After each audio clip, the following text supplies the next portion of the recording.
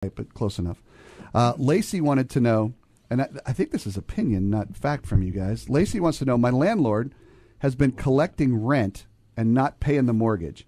So now the home is going into foreclosure. Is she breaking the law by collecting the rent when she's not paying the mortgage? No, they're the owner. She's the owner. They can do whatever they want with it. Right. So it's cool to put people in a house. It's a cool thing to do, but it is legal. It's not pay for it. It might be unethical. How can that be legal? You know, it might be unethical, but it's not illegal. They own their home. They own it until the bank takes it back. Even a notice of default is just a warning that we're going to take your home. As long as you're the legal owner of the home, you can do whatever the hell you want with it. Scott's right, though. It's unethical not to notify the tenant that you have a default on there because they should be expectant. Right. You know, I mean, they should be prepared to have to vacate the property too, unless you recover it. If you recover it, at least you let them know there's potential that this place isn't going to be mine in a few months.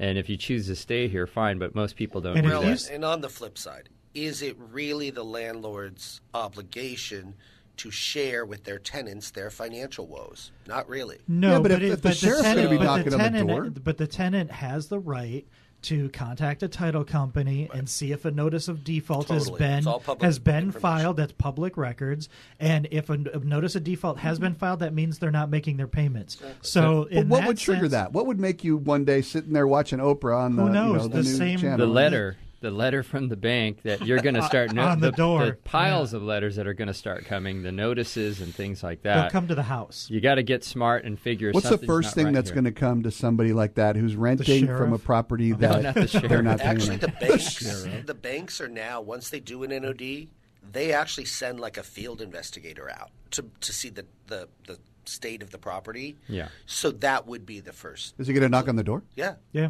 Well, Chase nowadays we're not allowed to knock on the door. We have to do more of a stakeout type approach. Oh, and nice. We're not. Look at you. That was a good movie, Richard Dreyfuss. Well, they don't.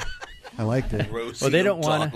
They don't want us just. Who was the young guy in that movie? I don't know. Wasn't it Emilio? Emilio Estevez. Yeah, Charlie Sheen's other. Yeah, they're really old. That was when people still like Rosie. They don't want us to just rush to judgment and go, just rush up to the door, start knocking and presenting things as they are or may not be. So first, we're driving by to see if there's movement, activity, people coming and going, cars in the driveway. If it looks like it's occupied.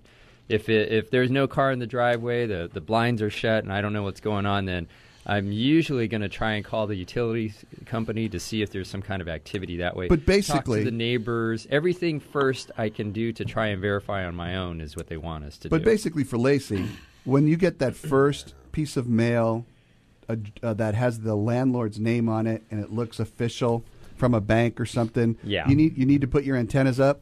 And as Scott suggested and as Kevin said, that you can go to the title company and say, hey, Public is there an NOD on this? Yeah. Which NOD stands for Notice of Default, which is the first step in foreclosure. Or you can just go to the county, and the county's going to have some kind of, I'd go to a title company, though, first. It's much more convenient. Much more convenient, yeah. Instead of waiting 3 hours at the county just to fill out the application.